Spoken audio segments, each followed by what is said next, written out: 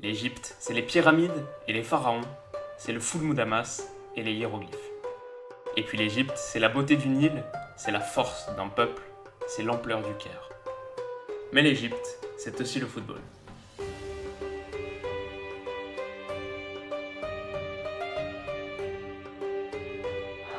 يا رب يا صلاح محمد صلاح محمد صلاح وهوبا الله الله الله يا بلادنا الله الله يا بلادنا الله الله يا بلادنا الله الله يا بلادنا الله الله اكبر. Yo les amis, j'espère que vous allez tous très bien. Aujourd'hui on reprend notre chemin en route vers la Coupe du Monde pour parler d'une des sélections les plus intrigantes de cet été, l'Égypte. Et avant de démarrer, je voulais juste remercier un abonné, Yacine, qui a très gentiment pris de son temps pour me transmettre des infos sur la sélection et la culture égyptienne. Donc merci à toi Yacine, et maintenant c'est parti.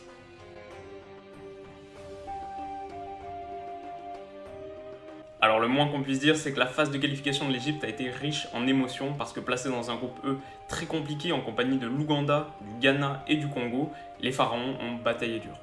À Brazzaville, lors du match d'ouverture du groupe, ils renversent une situation compliquée pour l'emporter 2-1, avant de confirmer leur bonne entame un mois plus tard, à Alexandrie contre le Ghana.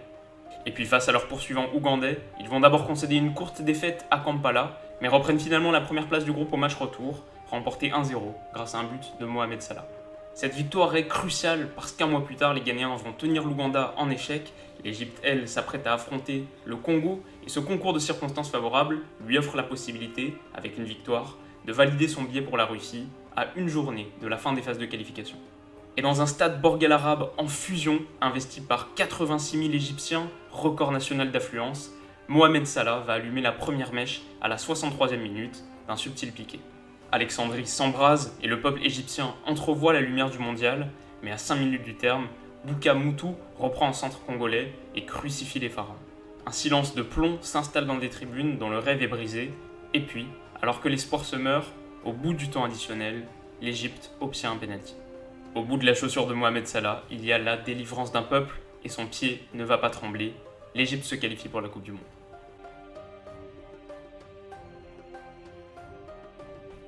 Mais pour pleinement apprécier la qualification égyptienne, un détour historique s'impose parce que si les pharaons ont marqué de leur domination la Confédération africaine, en remportant notamment 7 fois la CAN, dont les éditions 2006, 2008 et 2010, et sur la scène mondiale, leurs exploits sont beaucoup plus mesurés.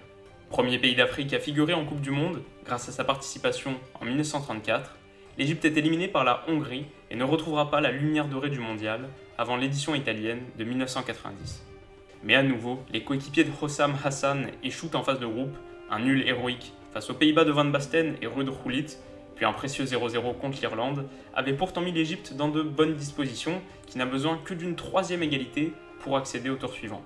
Mais face à l'Angleterre, une sortie approximative de Choubir et une tête de Mark Wright crucifient les Égyptiens qui quittent la compétition sans avoir remporté le moindre match, une triste statistique que les partenaires de Mohamed Salah voudront effacer dès cet été.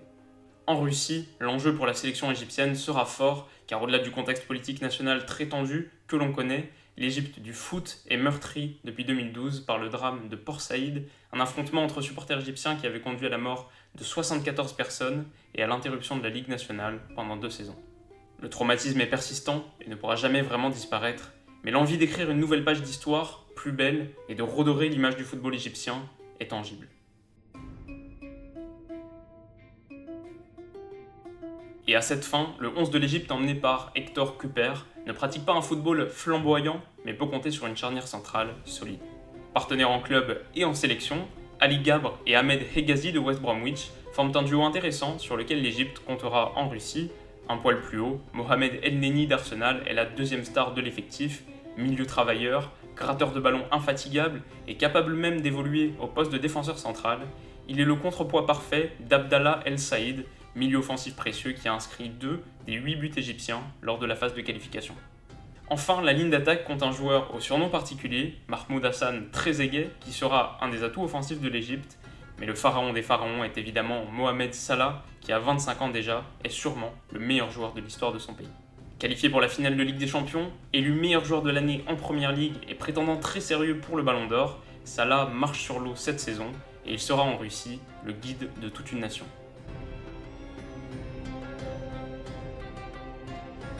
Au tirage au sort, Hector Cúper n'a pas voulu flamber, mais force est de constater que les Égyptiens auraient difficilement pu mieux s'en sortir, puisqu'ils héritent de l'Uruguay, qu'ils affronteront le 15 juin, du pays hôte la Russie, qu'ils retrouveront 4 jours plus tard à Saint-Pétersbourg, et de l'Arabie Saoudite. Alors attention, sortir de ce groupe est loin d'être une tâche aisée, mais placé dans le 3e chapeau au moment du tirage au sort, les Égyptiens auraient pu disputer leur qualification face à des adversaires encore plus impressionnants.